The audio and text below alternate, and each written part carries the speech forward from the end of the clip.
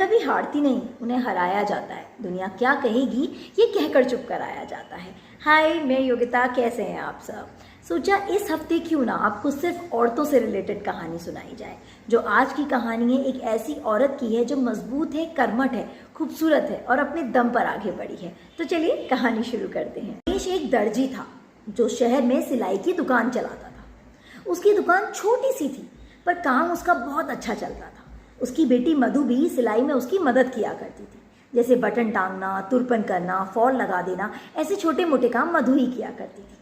एक दिन उनकी दुकान में प्रदीप नाम का खूबसूरत सा युवक आता है। युवक को मधु बहुत पसंद आती है। वो उसके पिता से उसका हाथ मांग लेता है। पिता को भी प्रदीप पसंद आता है और वो उसकी शादी कर देता है। मधु अपने ससुराल चली जाती है। कुछ समय के बाद वो गर्भवती होती है। जब वो गर्भवती होती है तो प्रदीप उससे कहता है कि मैं तो चाहता हूँ कि मेरा पुत्र हो। इस पर वो कहती है कि हमें क्या पता कि पुत्र होगा या पुत्री, ये तो सब भगवान की मर्जी है। बस ऐसा कर कर कुछ टाइम के बाद वो एक पुत्री को जन्म देती है। इस पर प्रदीप बहुत नाराज़ होता है, उस पर चिड़चिड़ाने लगता है, रोज़ गुस्सा करता है। एक दिन हद हो जाती है जब वो उससे कहता है कि तुम इसको लेकर अपने मायके चली जाओ, मुझे इसकी शक्ल भी नहीं देखनी। वो कहती है कि बेटा बेटी दोनों बराबर हैं।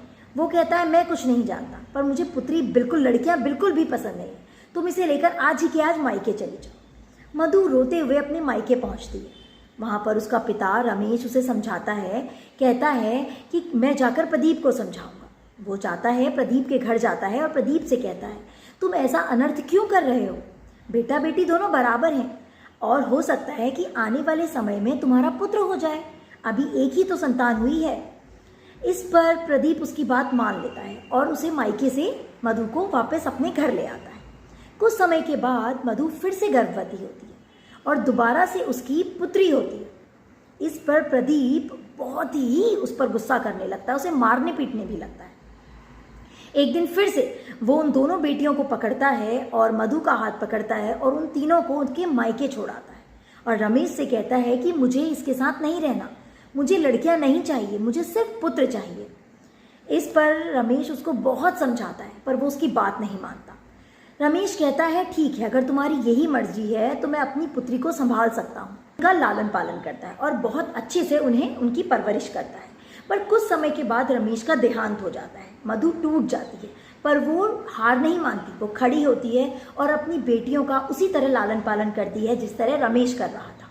वो और मेहनत करने लगती है। उसकी छोटी बेटी बहुत अच्छी एथलीट है। सभी लोग कहते हैं कि उसे अपनी बेटी को आगे भेजना चाहिए, उसे और दौड़ने के लिए प्रेरित करना चाहिए।